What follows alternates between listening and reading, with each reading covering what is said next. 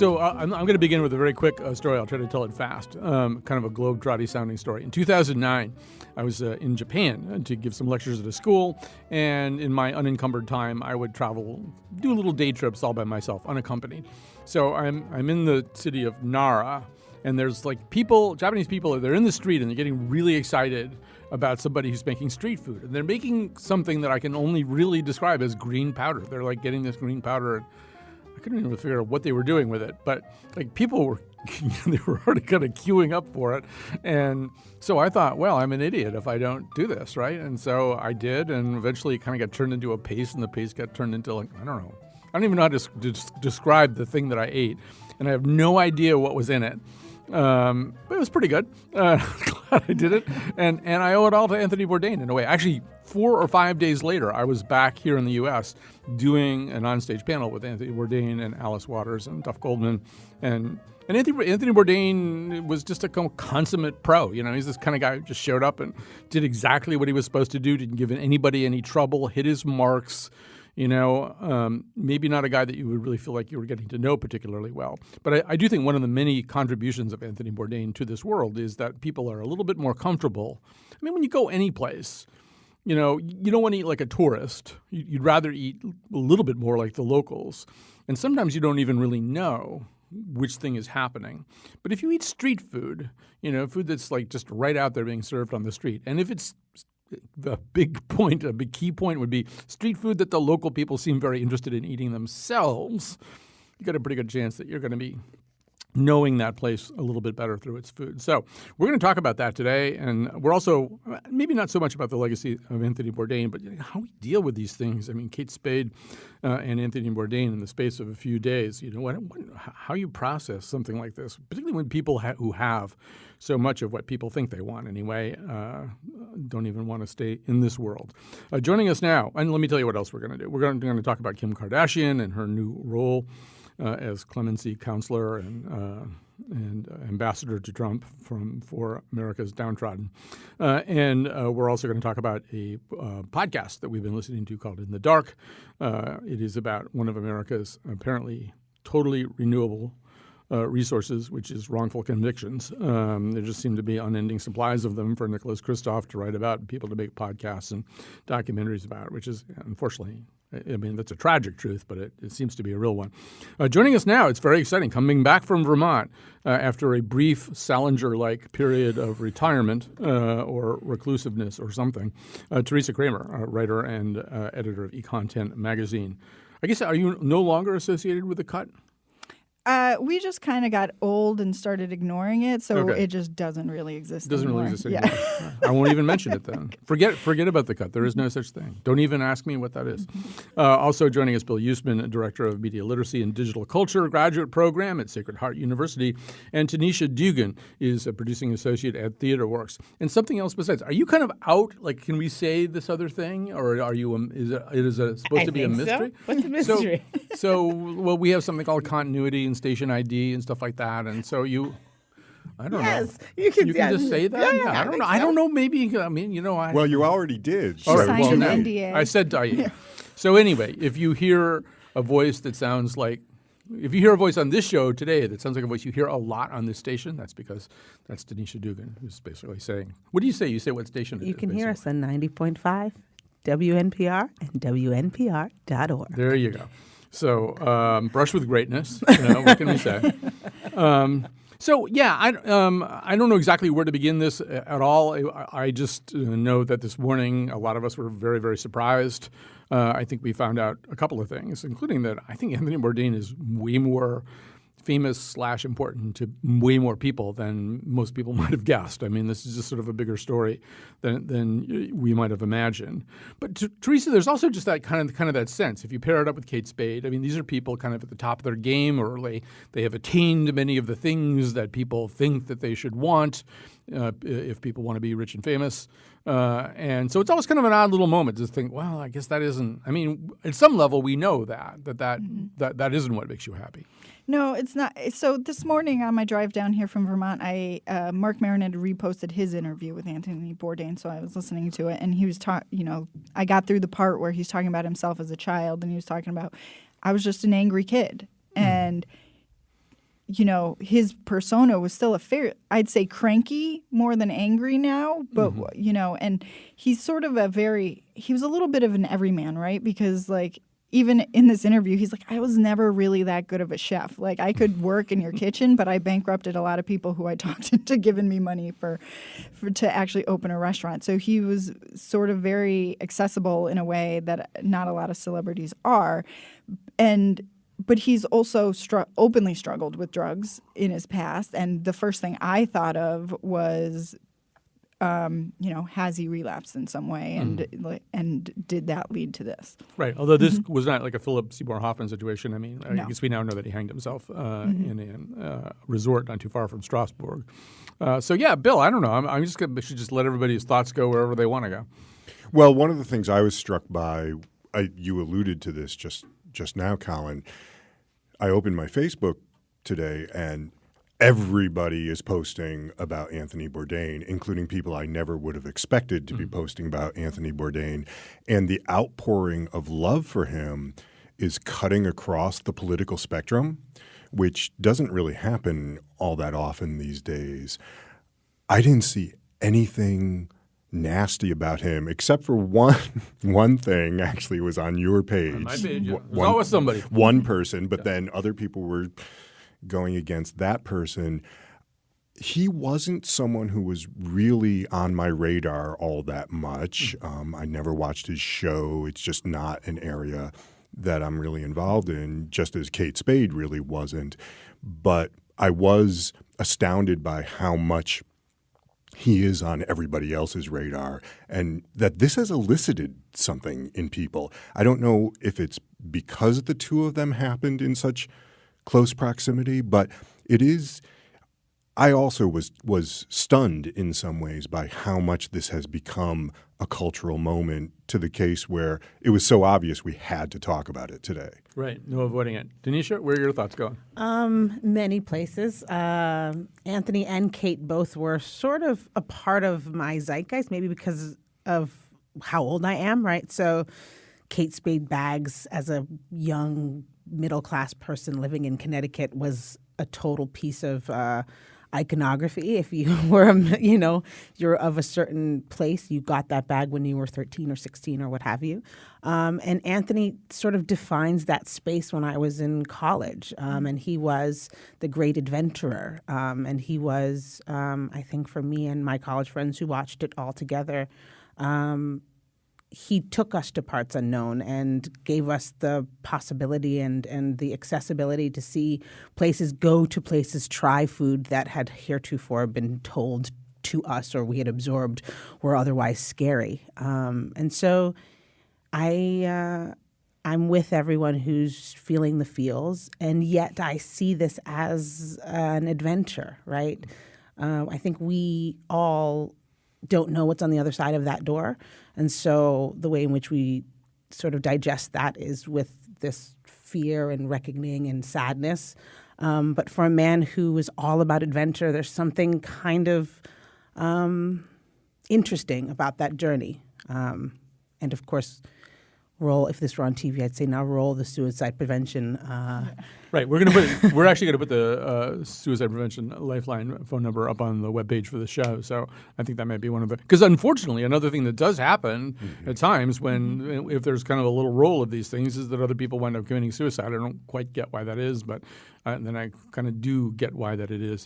We're tweeting it right now, and it is on the webpage, and I've got it here. I can give it out as well. But if you're listening to this at all and going through anything like that, or feeling a pain that you don't know how to get rid of any other way, please don't. I've been through this in my own family. Don't do it. And really, there are other ways and people who want to help. And you can start with that phone call. You can just look on Twitter. We've got it up, and lots of other people are tweeting it today. And we'll put it up on the webpage too. But don't. It does literally get better. Teresa, another thing that I was thinking about Bourdain, and I think you touched on it too with his remarks to Marin. I think there's a lot of different kinds of celebrities. But, there's sort of LeBron James, and you know what? We're never going to be LeBron James, and we're never going to be Yo-Yo Ma either, And I mean, there's all kinds of people that we're never going to be. and whose attainments are just so great and vast, or who have a kind of perfection that we can't come close to. And then there are kind of celebrities who sort of say, yeah, no, I'm really just you plus a few little modifications. And I think Bourdain, although he was, handsome, funny, talented guy, I sort of think he sort of says, look, I'm you plus I'm a little bit more adventurous. I'm more intrepid. I've got a little bit higher confidence level than you. But, as we looked at him, we thought, I could sort of be more like him anyway, like next time I travel, maybe I'll eat something that he would eat. I mean, he's really just a reality star, right? In a way, but we don't think of him that way because he was doing something sort of admirable with that reality celebrity and exposing people. And he wasn't, the guy who goes and just eats gross things in a different country. He was a guy, who's that, Andrew Zimmern or something? But he was the guy who, what was his tagline? Be a traveler, not a tourist, right? And which, if you're just going to Orlando and getting on a cruise ship every few years, like that may not have occurred to you before. And so he was really just a guy. And again, in the Marin interview, he was like, this was so overnight. I wrote a little article in a little alt paper that got picked up by the New York Post. The next day I had a book deal, and then all of a sudden I had a TV show. Like this was so out of the blue for me, which, I mean, that's the American dream, right? That like and a lot of Americans would like to think you can just sort of stumble into success that way. And for most people it doesn't happen, but it did happen for him. And it's so true. I mean, we can't, being able to be a basketball star is a God-given talent, but being able to travel is a personal risk you can take, right? And so like that is attainable, like that is admirable. And the fact that you saw him as a regular guy and not this super wealthy guy with all the means in the world that allowed him to travel in the most lavish ways made it feel like anyone could do it. And I feel like there is a market now for travelers of all kinds. I see like Black World Travelers on the Instagram, and I see travelers for solo travelers. This idea that you could go on these trips, that you could take these adventures, any man could do that, is incredible. Well, that's, I was sort of thinking about this because I read the thing you wrote this morning sort of to this end on your Facebook page, Colin. And I was thinking, well, my friend and I were known for a while for just flying to some random place in America and going on a road trip for a few days. And we ended up in some really weird small towns and met a lot of strange people and really wonderful people, to the point where I'm thinking about retiring to Los Banos, California. And I wouldn't have credited Anthony Bourdain with that before today because, we were going to little tiny towns in America, not French Polynesia. But it's the same thing, really. So I think we're all talking about, shared humanity, right? And that there are those who seem superhuman to us, like LeBron James. Although you should all speak for yourselves that you can't be LeBron James. I personally think that I could be LeBron James. But then there's those who their shared humanity really, really comes out. And I think that's what people are resonating with him. And I want to extend something you said, Teresa. This idea of he's not just going around the world eating gross things. He was making this larger point that what's gross to me may not be gross to you. That what you find as just your everyday common experience might be very alienating to me, but I can try to get within that experience and realize that you're not just this weird other. And I, even though it was a food show, I do think it was trying to make that point. Let's realize that my way of living in the world doesn't have to be everyone's way of living in the world. Yes, mister. Yes. Like, and maybe because I'm an idealist at heart.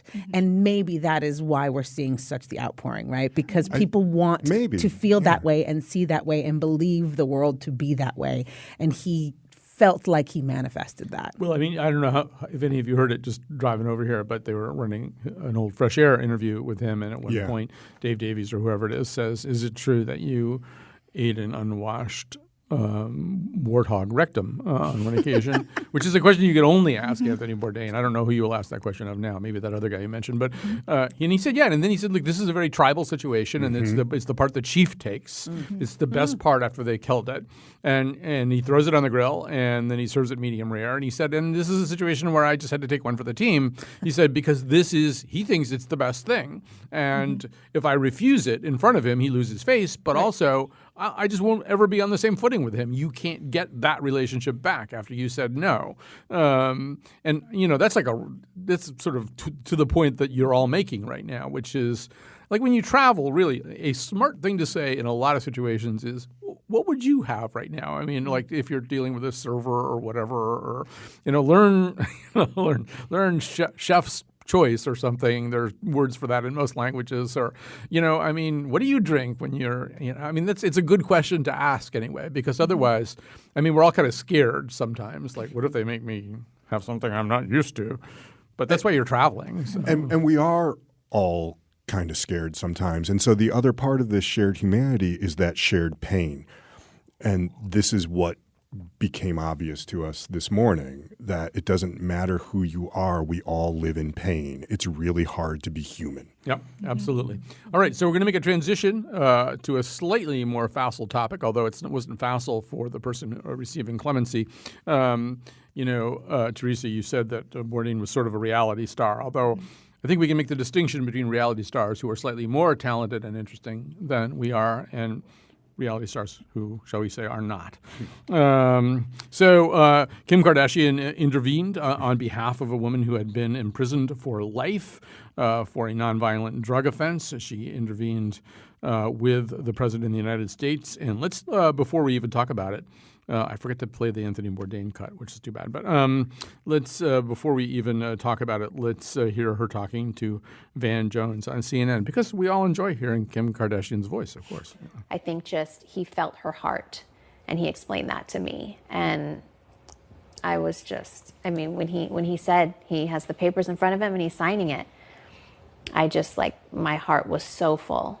I'm just going to throw them at you. You tell me who's right and who's wrong. Trump is using you as a political pawn. So now you're sort of, you've endorsed him in a way. You've kind of given him legitimacy. You might be in a campaign video. He used you. I think Kanye's already given him legitimacy. So I don't, in that way. So I was working on this before. So I don't, I don't think I would be used. Mm-hmm. And at the end of the day, he heard me out. We got the job done. So I don't think, what could he really use me for? Such an interesting question, and one we could probably spend hours on, but we're not going to. I think, it's easy to lose sight. This does connect with the next topic we're going to deal with, because this seems to be just this incredible, once again, misprision of justice affecting Alice Johnson, who in 1996 was sentenced to life in prison without parole for a first-time nonviolent drug offense. So she's been behind bars for 21 years. I don't think she cares who gets her out. But it's still, I don't know. Tanisha, we have to touch on a little bit of that conversation, because it's sort of like, why, I think we know why somebody like that would have access to the president and maybe be able to have a conversation with the president that maybe somebody with a little bit more fully credentialed can't. Yes, and let's start with the fully credentialed woman who has been working really hard on clemency, Topeka Sam. She has been working really hard to get people who have been wrongfully accused clemency, and so we want to at least speak her name and thank her for her work. In terms of Kim Kardashian and Kanye West, we know what this is. It's the same as, to your point, the Muhammad Ali call out this morning in his quote unquote press briefing. We should probably clarify that, which is that the president kind of floated the idea of posthumously pardoning Muhammad Ali, to which Muhammad Ali's lawyer said, "You know what? We're good. We're good. He's good. He's so good." There was nothing to pardon him for, because the Supreme Court overturned that conviction in 1971. And to that point, what this is, and the thing that I think is crushing about Kim Kardashian, what is very interesting about the work that Kanye has put out recently, is that I know that there is an extreme lack of understanding of blackness and blackhood. And when she said the job is done, I think to myself, well, what job? Yeah. Is it the job of getting this one woman off? Because the one woman is actually a representation of a larger problem that I don't think you're capable of having. And clearly, excuse me for saying this, that black man who so quickly left a black woman to have a white woman when he realized his success is incapable of having with you as well. So it's a tough nut to crack. It's a hard pill to swallow because, yes, we are happy for this woman to be free and to live her life as well as she can. We are sad because there are no systems to protect this woman as she comes out into freedom after being locked up for as long as she has been. And I don't think Kim is working on that job either. Bill, this is something you and I both teach about in various ways. And one thing that my class this year kind of decided was, at my urging, is that it really does make sense to look at this moment in American history and American political history in terms of reality television, that many of the rules of reality television have been substituted for the normal rules of political discourse and behavior, and including just that notion that every day something has to happen, right? So in reality television, at minimum, somebody has to throw wine at somebody else. It's just to have a show, you got to do that. And so, as we've looked at Trump at other times, and it's wow, he can't keep a staff together. He keeps firing people. Well, that's what he did on a show. He had a whole show that was like all about firing people. And so here you have almost once again the perfect distillation of that. The person who could reach him would be the person who's really the living embodiment of reality television. Yeah, of course it was. I don't mind when celebrities or athletes use their power to advance progressive causes. I think that's a really good thing. As Spider-Man or Rousseau said, with great power comes great responsibility, and we should embrace that. This was thoroughly a reality TV act because it was thoroughly a symbolic act. And I think the problem with symbols is that they can so easily be taken out of context. Let's look at the larger context of what Trump's Justice Department is doing, the way he's rolling back the slight progress that was made in the previous era. And let's look at some of the other people that he has pardoned. Mm-hmm. It's great for this woman that she's pardoned. This is a good thing. But what about his pardoning of Sheriff Joe Arpaio, who caused terrible, terrible misery for hundreds and hundreds and hundreds of people who have been incarcerated and who revels in that. That's part of his identity. Right. I certainly think that, somebody being put in prison for life based on a nonviolent first drug offense, that's like Jeff Sessions' idea of a really good day. It's like, oh, good, my policies are working. Right. So we're going to make one exception to that, and that's going to smokescreen and excuse everything else that we're doing to roll back justice. Which is what reality television is. It's like about one little thing. It's never about like any kind of grand sweeping policy. But I also think, I don't know, did you have something that you wanted to talk about as opposed to me making you talk about something? I'm trying to think about I'm happy to see someone like Kim Kardashian finally using her celebrity for good, right? I'm terrified that the president is taking advice from Kim Kardashian. But at the same time, she had an opportunity once the paperwork was signed. I understand, you're not going to wait 4 years or 2 years, whatever it is, to get this woman out of jail. You got to work with who's in office. But she had an opportunity in the press afterwards, once the paperwork was signed and she was out of jail, to say the work is not done.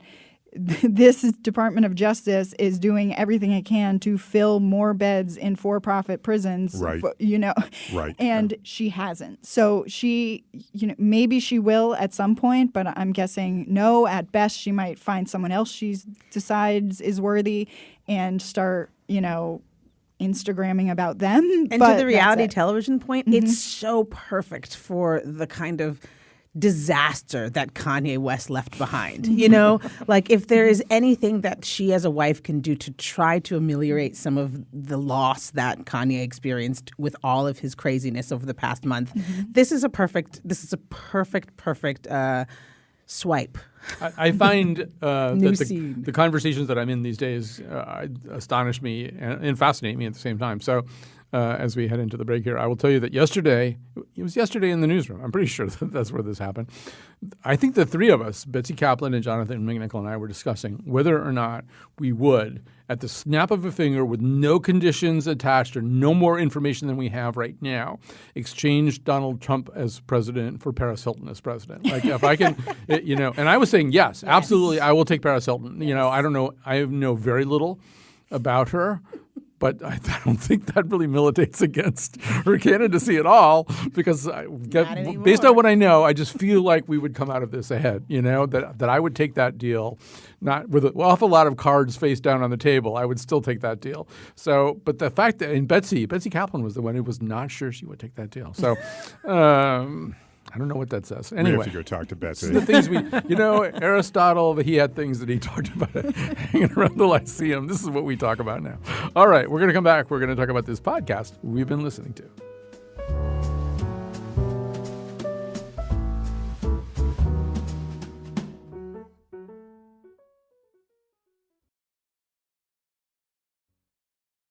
Well, now Betsy Kaplan is thinking that I maligned her, but I don't think so, because the whole point of that, really, when you get down to it, it's sort of a Monty Hall question, right? You already know what's behind door number one, Donald Trump as president. You can see that. You don't really know what's behind door number two, Paris Hilton as president. You don't know what really that door is. Would you just take it anyway, thinking it's got to be better? And she was not willing to do that. But I understand there's a risk. I mean, she could be a really, an even worse president somehow. All right. So we have to talk a little bit about something else. It's the second season of a podcast called In the Dark. It is hosted and very much the work of Madeline Barron. We'll just play you the trailer just to kind of get you started. In February of last year, I got an email from a woman in Mississippi. She wrote that there was a man there named Curtis Flowers who'd been tried 6 times for the same crime. The evidence is iffy at best, she wrote. The man didn't have a chance. Curtis Giovanni Flowers murdered those 4 people. There's no doubt in my mind. And I think he needs to fry in hell where he's going. If he was executed, would you go watch? You damn right I'd go watch. I will stick the needle in him. I mean, it's hard to trust this investigation. It's hard to trust the people who ran it, and it's hard to trust the prosecution trying this case. Hey, where are the facts? Where's the proof? Mississippi. We all know what goes on in Mississippi. Once we get you in the courtroom, you ours. If you're black, we got you. So the last one was full of empty filing cabinets, and this one is full of records. Just be cautious when you go approaching some white people's houses talking about Curtis. Just be careful. All right, so you might be wondering, why did Teresa Kramer drive all the way down from Vermont? Well, there's nobody who's ever been on the news. It's more about A, podcast, and B, true crime podcasts.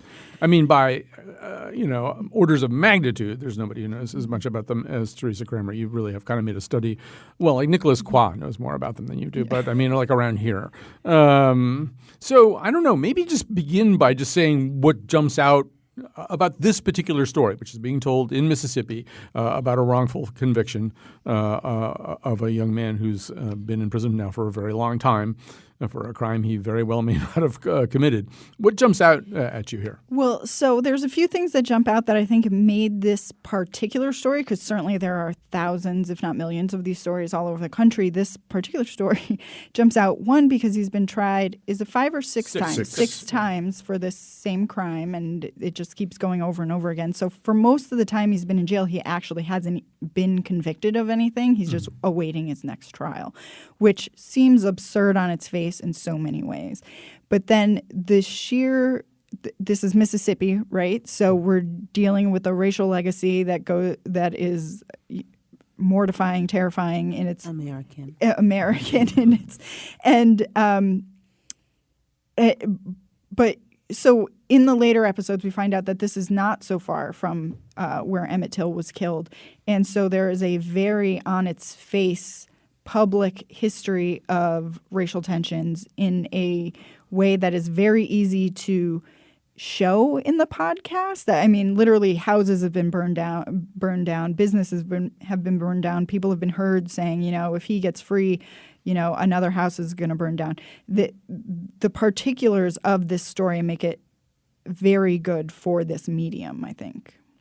I think so too. On the other hand, I don't know, Tanisha. First of all, I liked this podcast, and I think one thing we can agree about anyway, it's an important podcast. I mean, to the degree that it demonstrates how relatively easy it is to get a completely unwarranted conviction. Mm-hmm. I'm not saying that Curtis Flowers is innocent, but just that nothing about this case so far has really persuasively pointed to his guilt.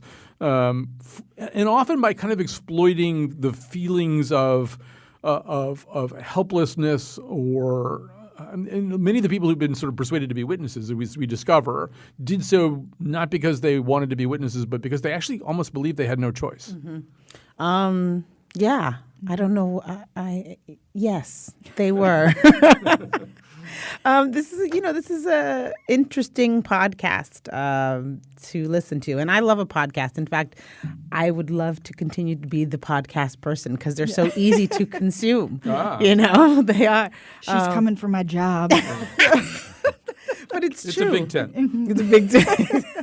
But it's true. Podcasts are easy to consume, and I think that's a good thing and a bad thing in the case of this particular, what I think this podcast is trying to do. Because I did find myself washing over some of the things that were happening because it's, you know, I'm driving in the car and my mind starts to wander.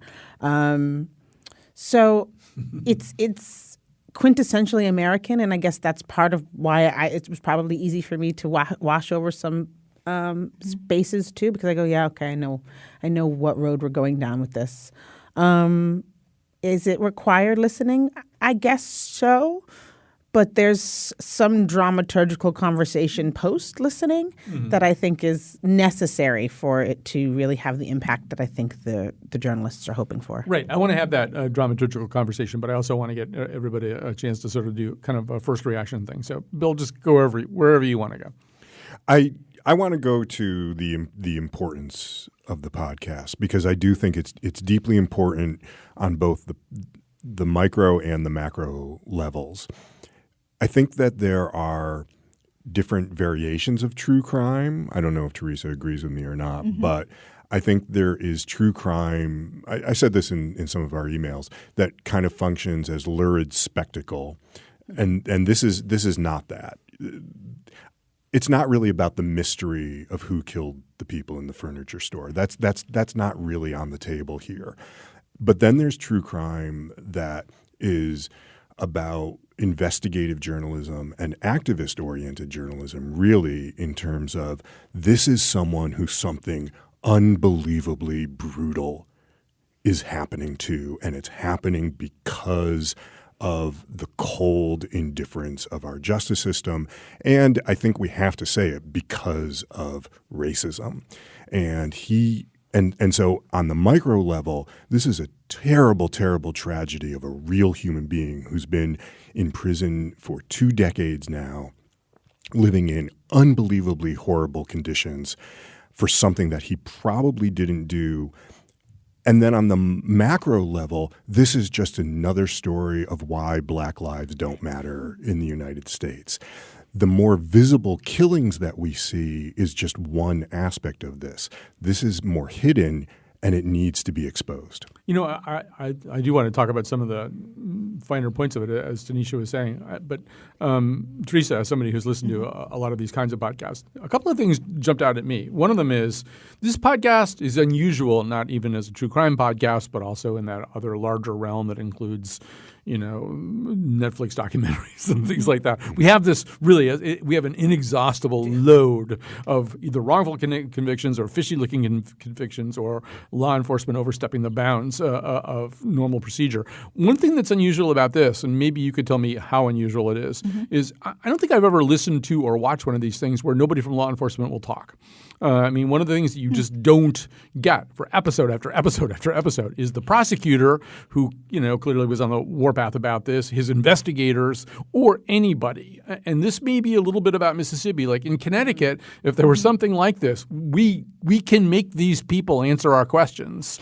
That's just not an option to not answer our questions. And let me just say the other thing, and then I want you to respond. The other thing that I thought this podcast either unintentionally or intentionally didn't have, as a journalist who used to, do not exactly stories like this, but stories where the fact pattern would be very confusing. I was always looking for a Virgil to guide me through the underworld. Virgil is Dante's guide in the Inferno. And there's nobody in this like that either. There's nobody who can say to these two young women reporters, Madeline Barron and her partner Parker, this is how it usually is, or this isn't that unusual, or this is the way things are in Mississippi, or, oh no, I've been looking at this kind of stuff for a long time. I've never seen anything like this. There isn't anybody really except them going to these places and looking at records that nobody's ever looked at or whatever. Right. So I don't know that I don't think it's that unusual that law enforcement doesn't talk for these things. When you think back to Serial, which is sort of the granddaddy of all these things, she wasn't able to talk to any prosecutors or law enforcement on tape either. And there was another podcast, and I think it might have been the first season of In the Dark, where she was looking into the Jacob Wetterling case, which was sort of solved in the middle of the podcast. Someone finally confessed, but she was sort of talking about how badly the case had been bungled, and she sort of like just ambushes a prosecutor in a elevator, and they're just like, I'm not going to talk to you, and walk away. Nothing comes of it. But there is a podcast from the Atlanta Record-Journal called Breakdown, and there have been a few seasons of it now, and it's looked at these sort of high-profile cases. And I don't actually like that podcast very much. The cases he looks into, I don't find that interesting. But the host is a longtime court reporter. He knows the ins and outs of the Georgia legal system. And he can tell you, like, we don't have this recording because we're not allowed to record in this. And it's legal for them to not release the tapes to us from the trial itself. And he can explain to you sort of why all these things are happening.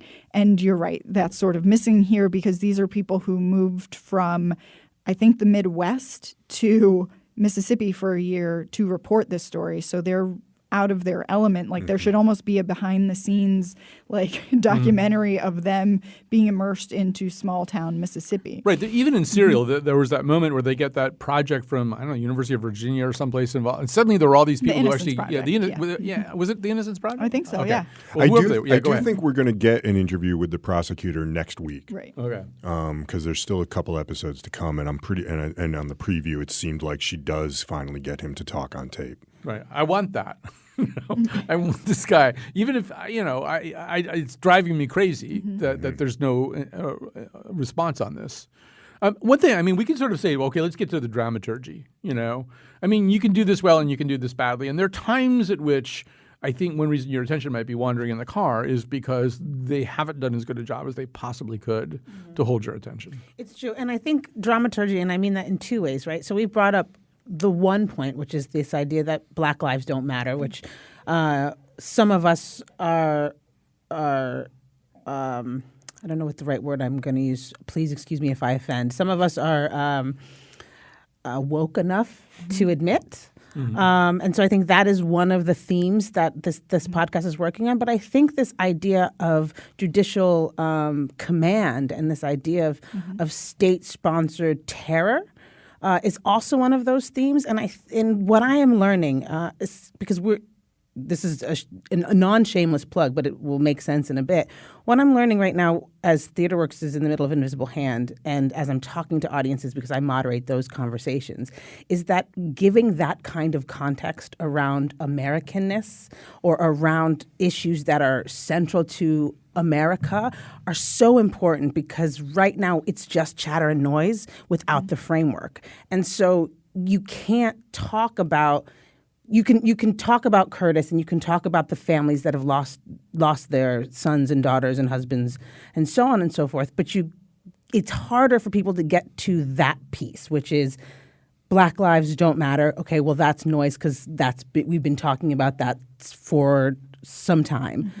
But this idea of state-sanctioned terror, this idea that the state can determine when, why, how they want to manipulate you, work with you, I think is a context that needs to be offered to really get anything other than, yes, here's another story of a crime that is going convictionless or criminal, in quotation marks or not. Is he or is he not? I think in this one, Bill, we're hearing from a lot of very poor people, and you actually you don't hear poor people's voices that much, and a lot of these people are really, really, really poor. I always thought that even the beginning of the series of Atlanta, where Earn is really poor, it's like one of the few really poor, like living in storage units and stuff, really poor characters that you see on television. These are poor people. They don't have any resources. They don't know what their rights are, and they often do things that we might find ignoble, but I think often it's because they don't know that they have another option, or that they won't be made into some kind of horrible victim. We also do meet some other people who've learned to thrive within this system by exploiting its very cynicism. And the pinnacle of this is Odell Hallman. I wonder just who's a guy who kind of switches sides back and forth kind of as needed, as suits him, in a way that you can't possibly find admirable, but you might find it understanding. He's kind of the Omar of this story, although maybe not quite with Omar's code of ethics. But there's another weird thing about this, which you're also hearing rural, poor, Black American voices, which you also don't hear very much, and they often have really interesting ways of expressing themselves. But Bill and I both think this is kind of odd thing that Madeline Barron does, which is occasionally translate them, even when they're completely understandable. We're just going to play. This is Odell Hallman talking from prison to one of the reporters on this project. Odell told Samara that DA Doug Evans called him in the jail and started talking to him about the Curtis Flowers case. Doug Evans found out that I had got caught up on charge. So he called the jail and asked to speak to me. And he said, Odell, I know you lied on stand. Are you trying to make it right? Odell said that Evans told him, look, I know you were lying when you testified for the defense, and I'm giving you the chance to make it right. And Odell said he saw an opportunity. You get caught up in a situation, you can beat it in court, but why go to court, spending all kind of money on a lawyer, but you got knowledge in your head that the DA won't. Odell said when he'd gotten caught up in a situation, he could have spent a lot of money on a lawyer, but why do that when you have knowledge in your head that the DA wants? Bill, this is like a scene from a Woody Allen movie. Yeah. That's a miscue. Like, that's definitely a miscue. She needs a Jonathan McNichol who would step in and say, "Why are you doing that?" Like like a producer to just say, "This isn't necessary." Like, you could clearly understand what he was saying. But so okay, yes. That's a miscue. There are some aesthetic problems with it. There's some pacing problems, as people have pointed out. There are those part of. Wait, I have to stop. I did not comment much on the pacing thing in our emails because that is like such a New England perspective, and I just want to say, yes, perhaps it sounds really slow to us because we speak quickly. We are. It's cold up here, but I think it's important to It actually didn't bother me. Yeah, I know it did bother some other people, but that to me is similar to her translating. But the other thing I want to say about it, though, is that it is about how we approach this. It's not supposed to be entertainment. and it's not something that we are really supposed to enjoy. There is something different that's happening with this, and it gets to your point, Colin, about who is being spoken to. This is like a Howard Zinn type project. This is history being told from the bottom up, and that is what allowed me to look past maybe some of these aesthetic problems in it. Mm-hmm. Right. Well, anyway, we have to stop there, and we're going to have to race through our endorsements on the other side of this break. But no, thanks. Thanks for that. Great conversation in the dark. You should listen to it. I mean, you absolutely should. And you'll get mad, and occasionally you'll get impatient with the actual podcast, but still, listen to it.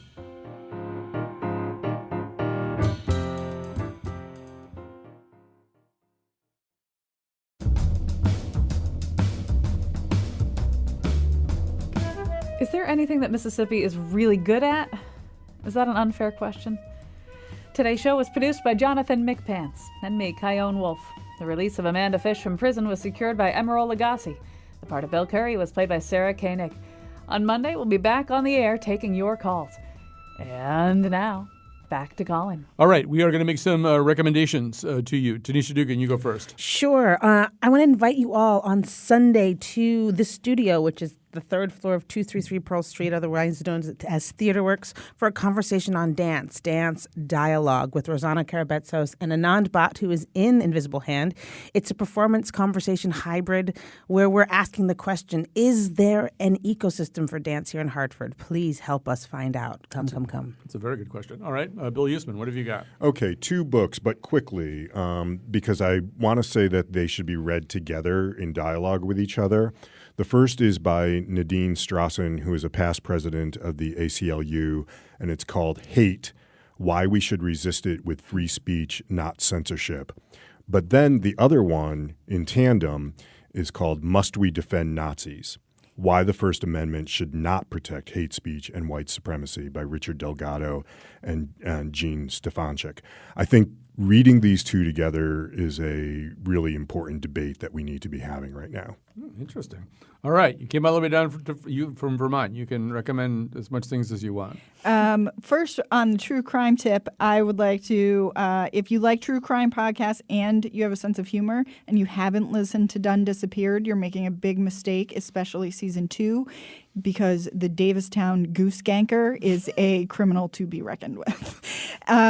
Also, it's past now, but next year, put this on your calendar, the Strolling of the Heifers in Brattleboro, Vermont. That's just one day that happens? It's not. I just thought that was like a daily occurrence. It's a whole weekend fest. However, it was last weekend.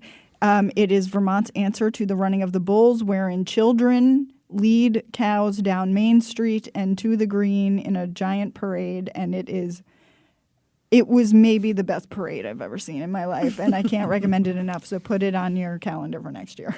You left us for that. All right, so I just want to remind people, first of all, to read The Power by Naomi Alderman. We're going to do a nose on June 29th with Rebecca Castellani, Rand Cooper, and Kate Russian, where we discuss it. But we want to give you time because we like lots of listeners, and we're going to try to set up some kind of parallel way for listeners, either using Twitter or Slack or something, so that there'll be 2 conversations maybe going on at once or whatever.